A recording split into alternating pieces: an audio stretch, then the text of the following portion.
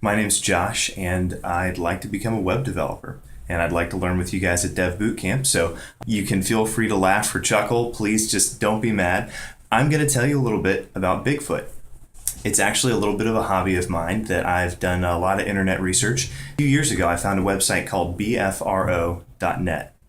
Now, bfro.net is really interesting because it's full of literally thousands of eyewitness accounts. And what really got me was that over all these thousands of stories, there were just really, really remarkable similarities to the point that I thought, what if there is something to this? What if there's an actual hominid that's covered in hair and lives in the woods? I found the classic footage of the Patterson-Gimlin film. Patty is walking along a sandy creek bed in Northern California. People can say this looks fake, I don't think it's real, whatever. But I saw a really, really interesting analysis of the film by a guy named Bill Munns. Bill Munns and another guy both calculated that whatever this is in this film is 7 foot 6 inches.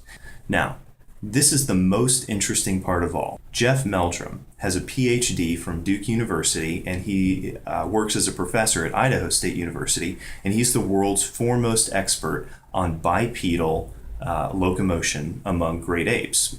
Those tracks that were cast in the late 1950s have a really odd kind of arch in the middle of them, and not an arch like we have to our foot. Your foot is fused right here. If you look at the same bones in the finger and the hand, and then correlating to the foot, this part in our foot is fused, right? So when our heel hits, the arch of our foot sustains the ball of our foot as we push off. Well, whatever this thing was had a really weird shaped arch. It was pretty sharp, and it cut all the way across the foot.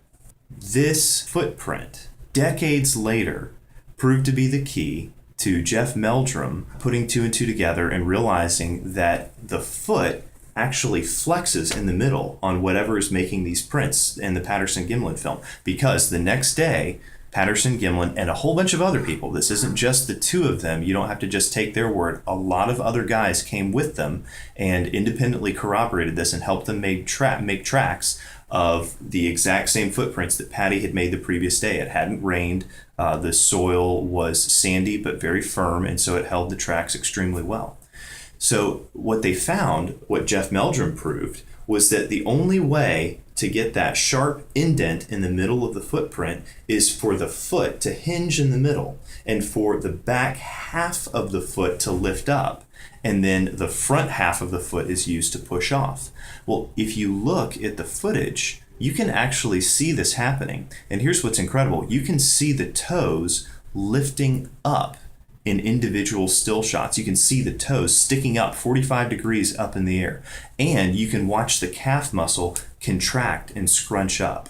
If you watch the way that it walks, you can see that there are no folds, there's no scrunching of a suit. And there's no way that back in the day in the 1950s, a couple of underfunded cowboys who were renting the camera that they were using created a suit that had a level of animatronics that surpassed the technology of NASA and the military in its day.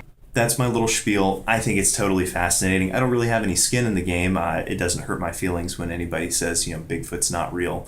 Until you've seen one yourself or you've done as much research as I have, there's really not much reason to believe in it.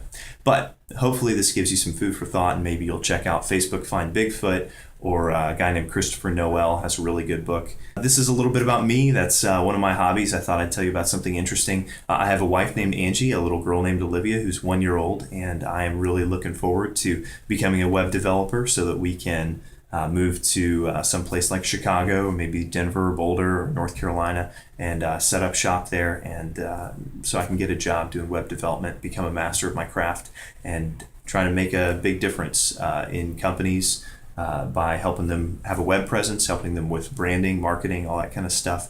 I've helped out a friend who has a graphic design and branding firm back in Augusta, Georgia called Crewwho. His name's Shane Thompson. So I've got some experience doing this stuff already. I just don't have web development skills. So that's a skill I'm looking forward to adding to my repertoire. Looking forward to meeting you guys. I hope this film has been interesting, not too long. And yeah, take care. Hope to meet you soon.